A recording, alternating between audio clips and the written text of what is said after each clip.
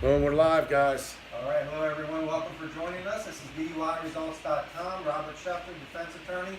It is my true privilege and honor to have today with us Chief Millsap from the West Yorkboro Police Department. Chief, thanks so much for joining us today. Thank you, brother. Very much appreciated. It's amazing. We've been doing this series now for several months. We've done a lot of shows, and I hope that everyone out there recognizes and realizes that when Shane and Ray and I do these shows, we are always preaching to be polite and be respectful to the police. They're putting their life on the line every single day when they're out there, and they never know what they're going to get when they pull someone over. So anything that I say in regards to realizing your rights as a citizen is in no way, shape, or form to be against the police. We were talking a little bit, Chief. Everybody, the police and myself as a defense attorney, we each have our own roles, Sure. as well as the citizen that we're interacting with. So I think it's real helpful just from your perspective to just talk a little bit about, when someone gets a DUI, and I understand you're not on the street now, you're the chief, you're not doing it. We're not going to get into that. Yeah, we're not going to get into anything technical, but some appreciation that when your officers are out there, they're not out there to try to hammer someone or really go against their rights. You're trying to make sure that the streets are safe and that people are corrective actions taken, right? Certainly, and we discussed not with you, but we discussed on the show before or on previous shows about the police's role in traffic safety enforcement. A lot of people think it's a revenue generator and a money-making racket and that type of thing. Just even relating to like speeding tickets, for example. If people really understood, most of those fines you see go to Harrisburg, the local municipality gets a very small percentage of that, and it doesn't even go directly to law enforcement. So having said that, there are a lot of misnomers about the police's role in traffic enforcement. One of the things that I like to refer to is not just traffic enforcement, but traffic safety enforcement. And as you kind of were alluding to, our goal when it comes to DUIs and across the gamut of running different types of traffic awareness campaigns or traffic safety enforcement programs, or just using a speed timing device for speeders, we are always looking out to ensure the safety of the public and ultimately modify route behavior. In some cases, if we pull some vehicle, for example, for speeding, just that interaction with the police, whether it results in a citation or even in some cases a verbal warning, our goal is to prevent that person from speeding anymore because the speed limits are established for a reason, and they would be the optimal safe speed we can operate on that particular roadway. Having said that, I've always approached DUI in the same capacity. DUI obviously is an issue if somebody's driving after imbibing or drinking too much, or the use of controlled substances or drugs. There's the danger that they expose themselves to as well as other motorists on the roadway.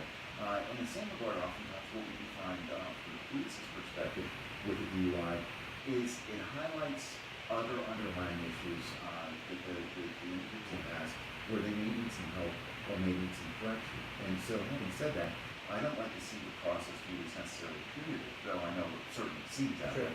I actually like to believe that there is a rehabilitative aspect, not only to a lesson learned, and certainly to, as you're aware, the DUI process in and of itself oftentimes wakes people up to say, hey, maybe I need to reconsider how I drive after drinking in the future.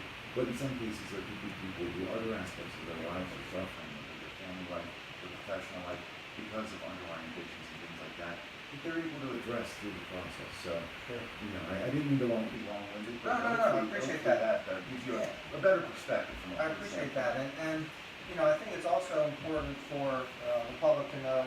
Lots of times when I show up with a client at a preliminary hearing, the first thing I'm going to do is go up and talk to the police officer. Say, excuse me, sir, or ma'am, can we go talk about this case a little bit? And I usually end up waiving the preliminary hearings, but sometimes my clients are a little surprised and be like, well, you're pretty friendly with the police. And it's like, well, there is certainly, I have to have a mutual respect. And it benefits you as a client if I have a good relationship with the police. And that's for a number of reasons. Number one, they're going to be more open with me in describing what happened and with avoiding unnecessary hearings, and ultimately getting a decent recommendation for the outcome, because the DA will take into consideration the police officer's perspective on things. So don't ever think it's a bad thing if me or another attorney that you hire knows the police and are actually friendly with it. That, however, does not change the professional rules that we have. And I have found that to be the overwhelming case, not only with your department, but departments across the county. Even if things were heated, I want to give officers credit, because sometimes my client was intoxicated and belligerent and gave the police a real hard time. And then, whether it was reciprocated at all that night, sometimes, most of the time not. But to show up at a preliminary hearing a month or so later, and the overwhelming majority of the time, that police officer does not hold a grudge and is very professional. And my guy usually is apologetic, or I'll apologize for them. They understand that people are, like you said, a lot of things can be going on with their life. They're at the low, They drank too much or done drugs, and now they're driving, and they're pulled over, and sometimes they're a real handful. Hopefully it doesn't rise to the level of resisting or any of that. But any comment on that? Because I've been really impressed with how police officers don't hold a grudge after a bad incident. Not always, and not always.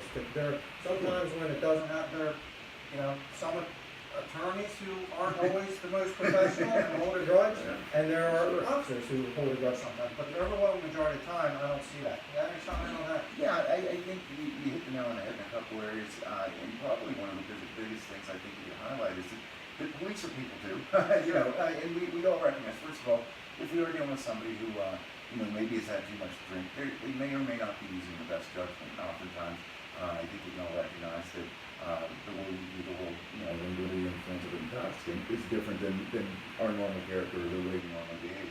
We understand that certainly, and I certainly don't want to paint a picture that, the police officers in general are a group of teetotalers that, have never indulged before in their life too. I know I certainly have plenty, back in my younger days and things like that.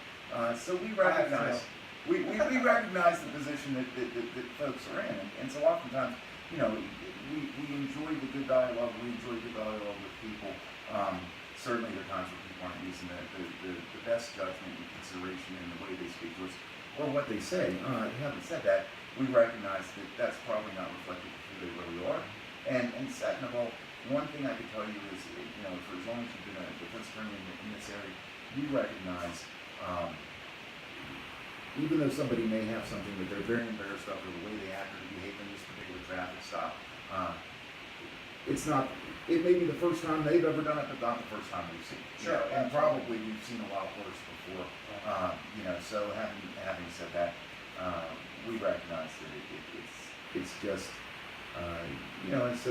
associated with the situation they're in, and it's a stressful situation. People automatically have a different response to stress sometimes, and especially if there would be some type of substances impacting their judgment decision making.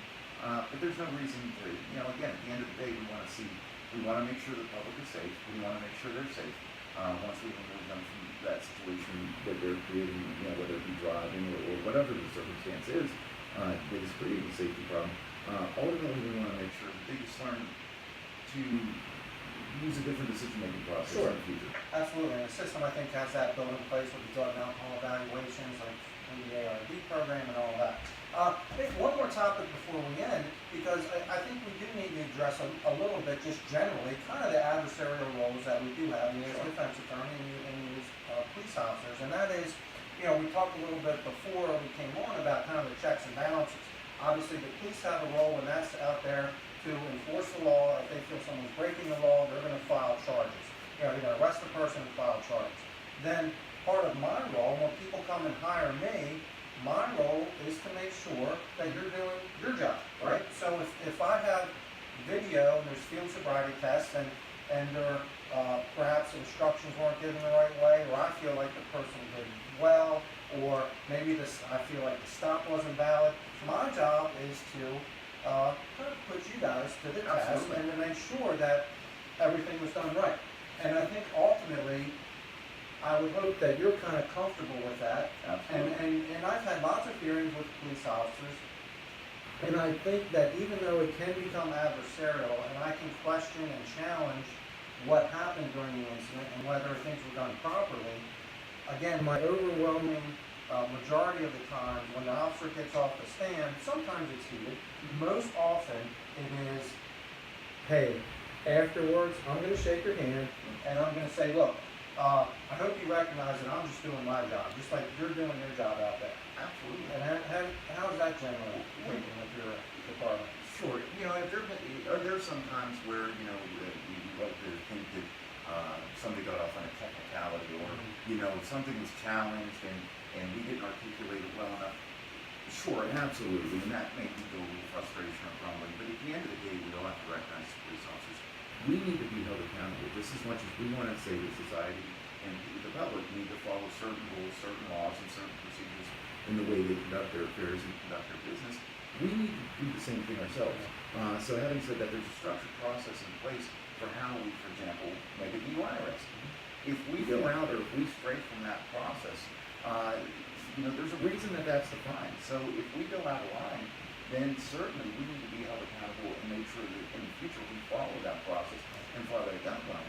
Certainly there's some cases, you know, you and I probably weekly see different Supreme Court decisions where sometimes the lines are a little blurred. We don't know what the right answer is.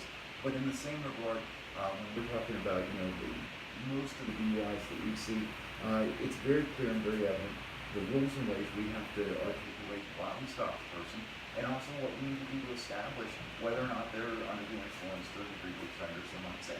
And so having said that, that's our job, to follow those rules, and if we don't, we need to be held accountable.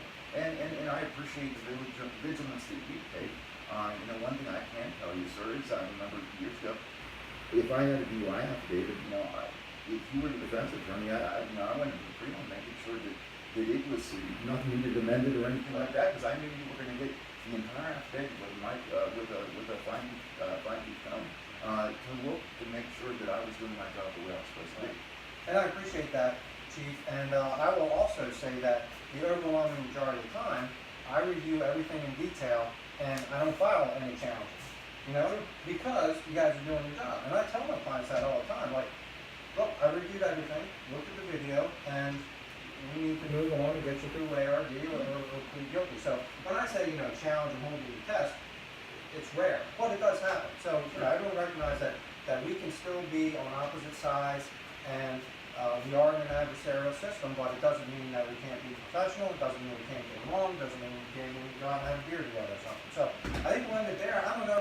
I think this has been great. I appreciate. I don't think people are, you know, doing this. I'm not aware of other attorneys or police chiefs that are sitting down together to discuss this type of thing. I think it's awesome. So I want to thank you again for coming on, and maybe we work together in the future, and yeah, maybe get into some details. I think it'd be fun because I have a little slogan here. It's like shut up and lawyer up. And I always say I'm not telling the police to shut up by any means, but I'm telling my clients sometimes they need to shut up. So maybe down the road we get into some detailed shows, but hey, thank you very much.